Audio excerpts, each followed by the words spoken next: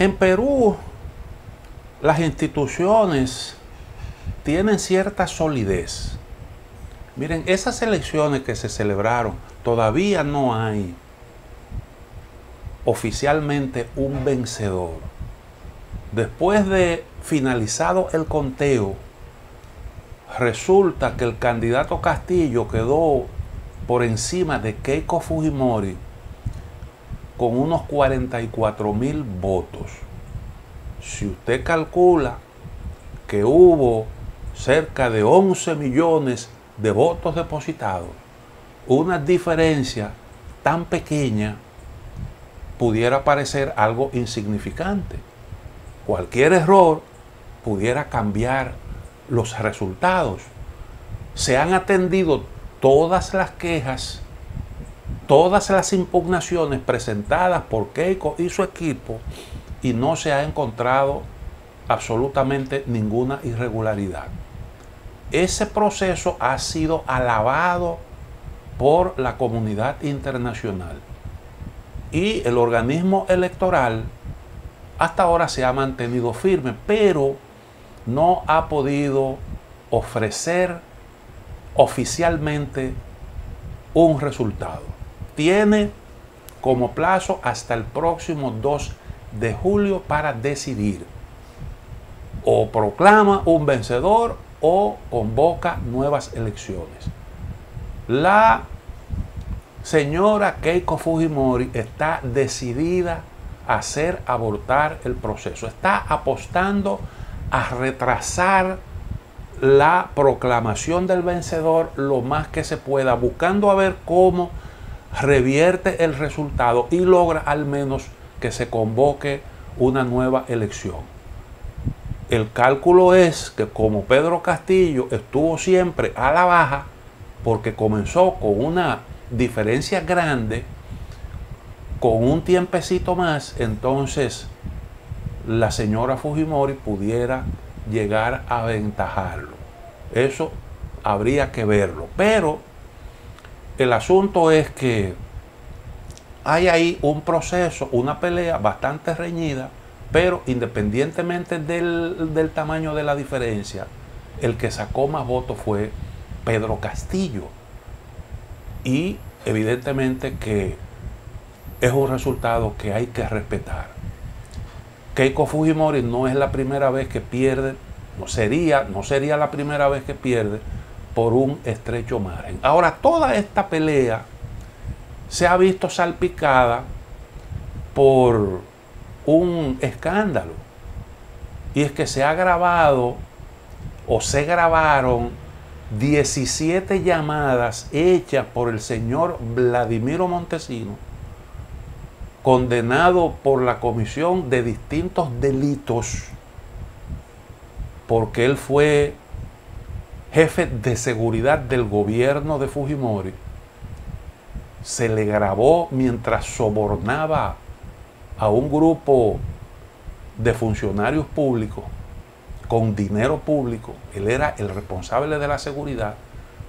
Tuvo una participación destacada en la conformación de grupos paramilitares para llevar a cabo una guerra sucia contra Sendero Luminoso. Todo eso orientado por el entonces presidente Alberto Fujimori, el padre de Keiko, condenado también por tráfico de influencia, condenado por narcotráfico y una serie de delitos.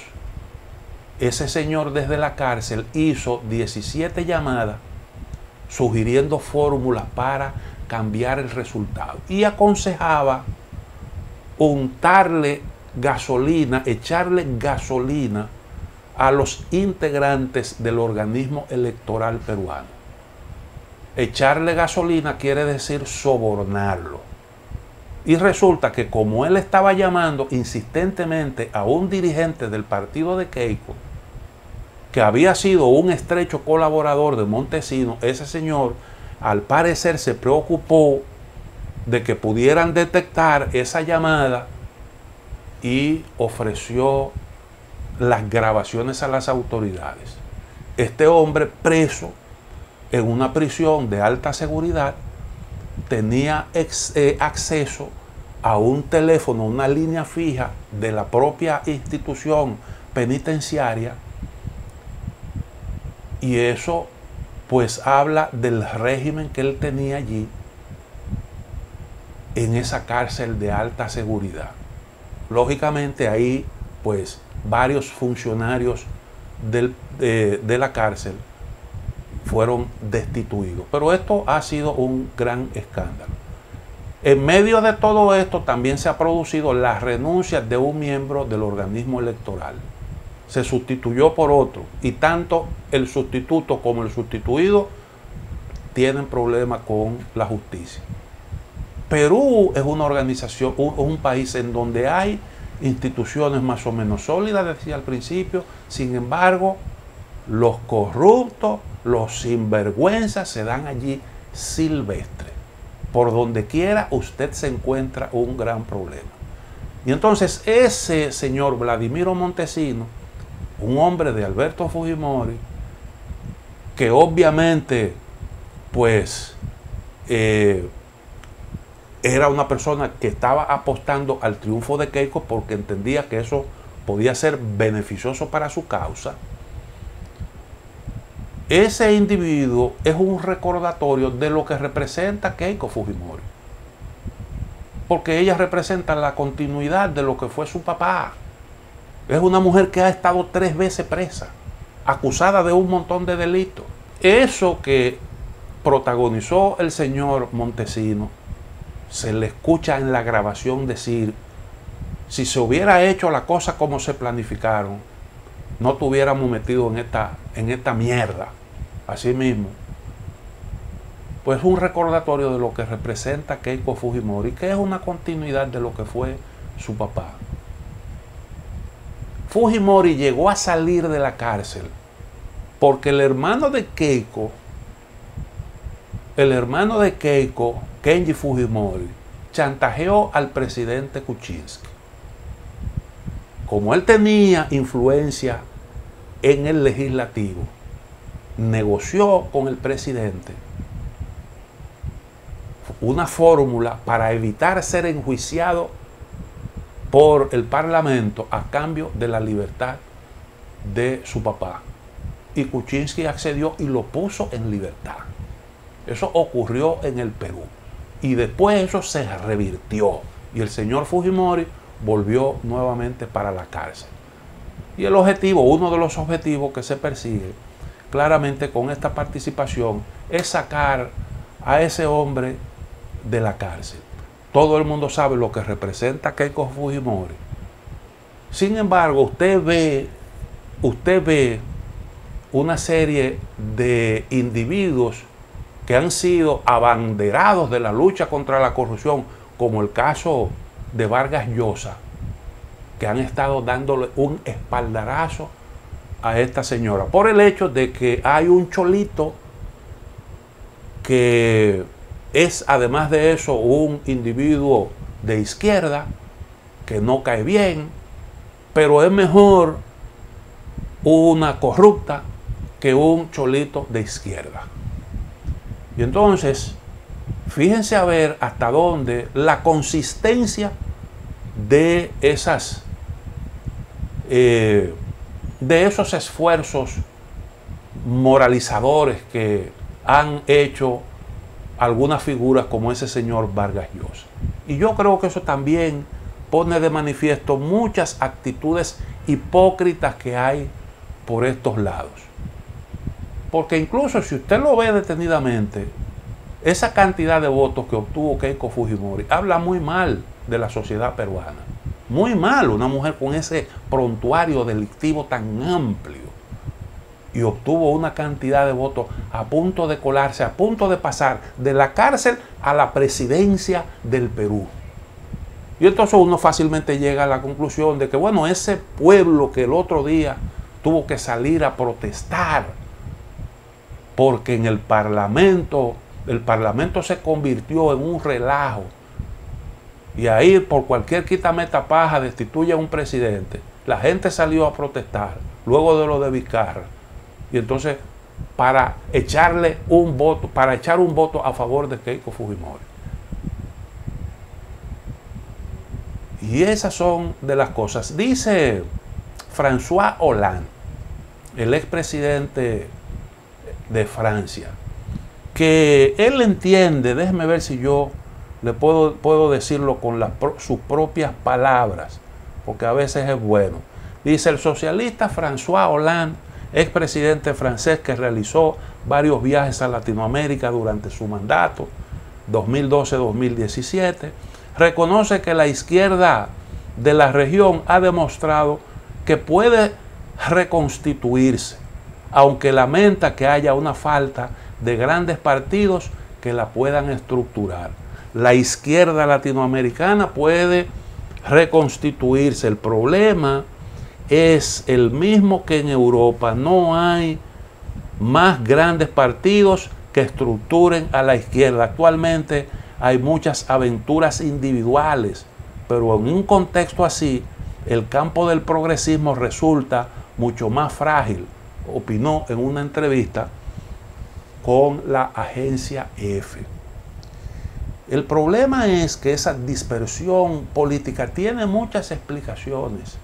Eso tiene muchas explicaciones, muchísimas explicaciones. En Latinoamérica hay un problema con el movimiento progresista. Ser de izquierda en América Latina tiene muchas dificultades, aún usted sea un individuo moderado, porque no todo el progresista, no todo el individuo de izquierda es antisistema.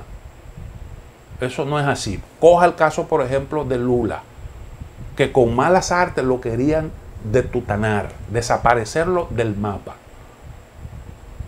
Para ser de izquierda hay que estar medio loco en nuestra región, porque es difícil usted traducir a la práctica esos postulados, porque choca no solo con esos intereses que nos describía el informe del PNUD, que nosotros aquí comentamos ampliamente, no solo con esos intereses, con una oligarquía súper rica y con muchísimo poder político, sino también con otros fenómenos, como por ejemplo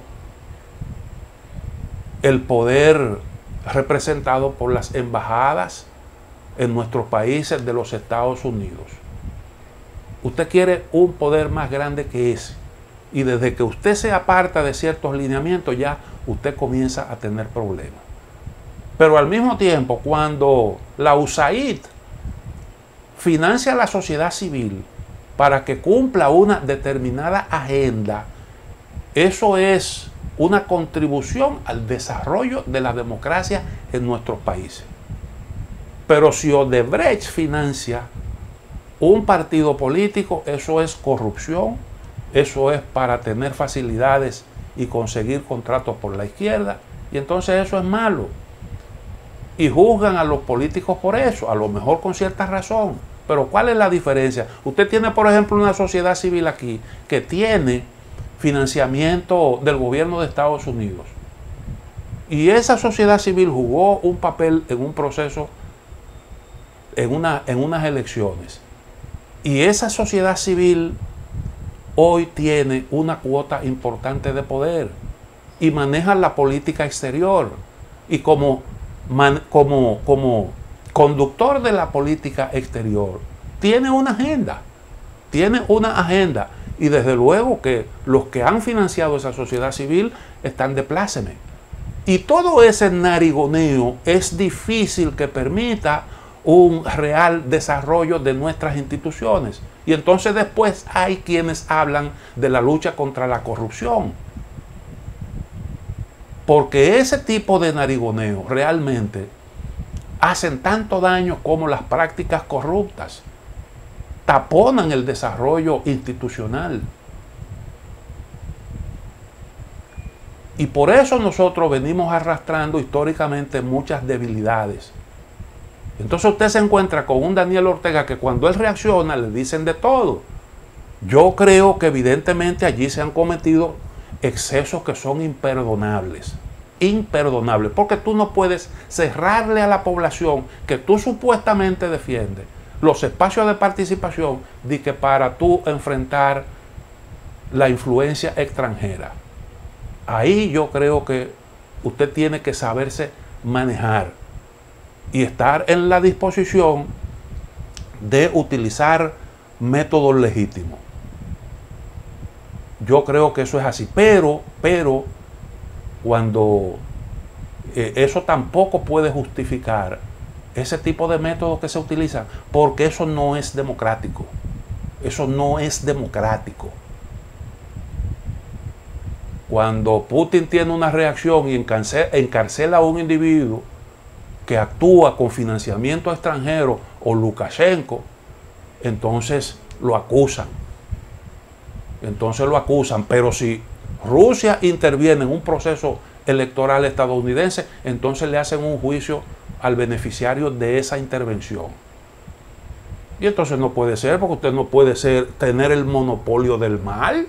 Eso es usted reclamar el monopolio del mal. Usted puede ser malvado y el otro tiene que aguantar todo eso que usted es capaz de hacer. Entonces yo creo que el movimiento progresista, el movimiento de izquierda latinoamericano, ha tenido muchos tropiezos. Y como dice François Hollande, yo no sé lo que, cuando un europeo habla de izquierda, uno tiene eso que tomarlo con pinza. Y por aquí también no se sabe qué es lo que es de izquierda, qué es lo que es progresista. En Europa eso ya prácticamente no. Eso casi no existe. Eso casi no existe. Y el Partido Socialista francés es una muestra de eso. Es una muestra de eso, de cómo un partido político, por traicionar lo que fueron sus ideales y sus principios de siempre, terminó convirtiéndose en una organización más. La derecha ha sido en el mundo entero más consecuente que la izquierda, porque la izquierda abandonó sus posiciones. La derecha siempre ha sido derecha. Y los socialistas se convirtieron en neoliberales. Esa es la verdad. Yo no olvido nunca una proclama de José Luis Rodríguez Zapatero, que decía: eliminar impuestos es de izquierdas, quitarle impuestos a los ricos es de izquierda. Y entonces, ¿cómo tú vas a mantener? ¿Cómo tú distribuyes riqueza? ¿Cómo tú implementas programas sociales? ¿Y cómo tú brindas servicios de calidad a la población trabajadora? Sí, entonces los que tienen dinero no pagan impuestos. Y los que no pagan impuestos y que tienen mucho, acumulando y acumulando y acumulando. Y esos son de que los socialistas. Y yo siempre digo, la mejor muestra de en qué ha devenido el movimiento progresista europeo fue lo que planteó una vez Felipe González frente al auge en un momento determinado del grupo Podemos, una alianza con los populares. Eso te dice a ti claramente cuál es, que no hay realmente ningún tipo de diferencia. Son organizaciones que se disputan el poder, que devinieron en la misma cosa, y por eso en un momento determinado la gente quiso barrer eso, que es una situación que se está viendo actualmente en muchos países. Entonces yo creo que estas son cosas que hay que ver, ahora que está planteado un cambio de rumbo. Yo creo que para beneficio de nuestras sociedades, nosotros tenemos que abogar por un tipo de institucionalidad que permita que las aspiraciones de los pueblos puedan traducirse, que los pueblos tengan más posibilidades de decidir su propio futuro y escoger libremente a sus representantes con las posiciones que representen los verdaderos intereses, las verdaderas aspiraciones de la población. Y eso yo creo que pues es uno de los reclamos puntuales de los tiempos actuales. Llegamos al final de A Quemarropa. Mañana, si Dios quiere, estaremos nuevamente con ustedes.